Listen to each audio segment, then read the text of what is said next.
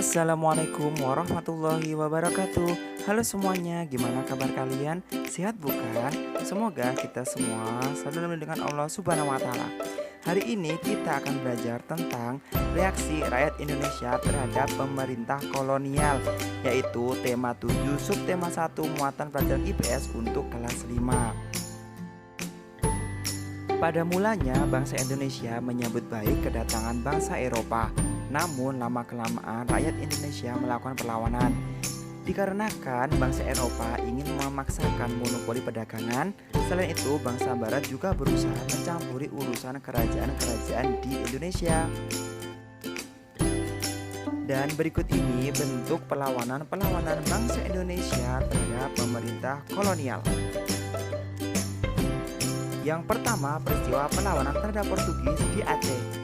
Diawali dari perlawanan Sultan Ali Muhammad Shah, lalu Sultan Alauddin Ayat Shah, dan Sultan Iskandar Muda pada tahun 1607 sampai 1636.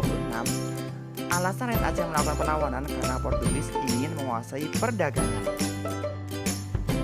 Dilanjut perlawanan oleh rakyat Ternate dan Maluku oleh Sultan Hairun dan Sultan Ba'abullah pada tahun 1574. Alasan rakyat Ternate dan Maluku melakukan perlawanan dikarenakan Portugis Saka ikut campur dalam pemerintahan, membenci agama rakyat Ternate dan bersikap sewenang-wenang. Selain perlawanan terhadap bangsa Portugis, juga melakukan perlawanan terhadap bangsa Belanda. Berikut adalah bentuk-bentuk perlawanan terhadap bangsa Belanda. Yang pertama dilakukan oleh Pangeran Antasari dari Kalimantan Selatan. Pangeran Antasari melakukan perlawanan karena Belanda memonopoli perdagangan dan mencampuri urusan kerajaan.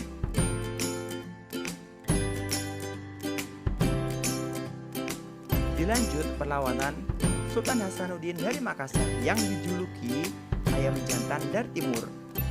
Sultan Hasanuddin melakukan perlawanan karena Belanda memonopoli perdagangan rempah-rempah yang berada di Makassar.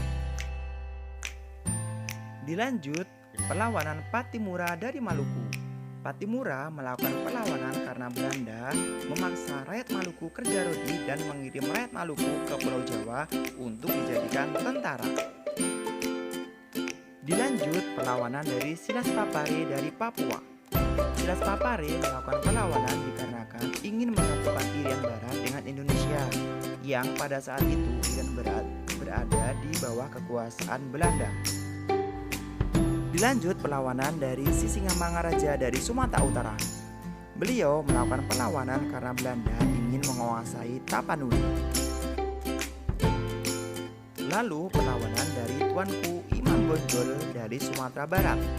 Tuanku Imam Bonjol melakukan perlawanan dikarenakan Belanda melakukan politik adu domba terhadap kaum adat dan kaum Padri, dan peperangan tersebut dinamakan Perang Padri. Ada juga perlawanan dari Sultan Agung Tirtayasa dari Banten. Beliau melakukan perlawanan karena VOC berusaha menguasai Banten. Lalu perlawanan dari Pangeran Diponegoro dari Yogyakarta. Pangeran Diponegoro melakukan perlawanan karena Belanda akan membangun rel kereta api di atas makam leluhurnya tanpa seizin Pangeran Diponegoro. Dan perlawanan Ki Gusti Ketut Jelantik dari Bali. Beliau melakukan perlawanan karena Belanda melanggar hukum tawan karang, yaitu hukum yang mengatur kapal yang terdampar di wilayah Bali akan menjadi milik kerajaan. Tetapi Belanda tidak mau menyerahkan kapalnya. Akhirnya terjadi peperangan. Berikut tadi merupakan nama sebagian dari tokoh-tokoh pejuang kemerdekaan. Sudah sepantasnya kita sebagai generasi muda harus menjaga kemerdekaan ini dengan melakukan hal-hal yang positif. Demikian pembelajaran pada hari ini, semoga bermanfaat. Wassalamualaikum warahmatullahi wabarakatuh. Sampai jumpa.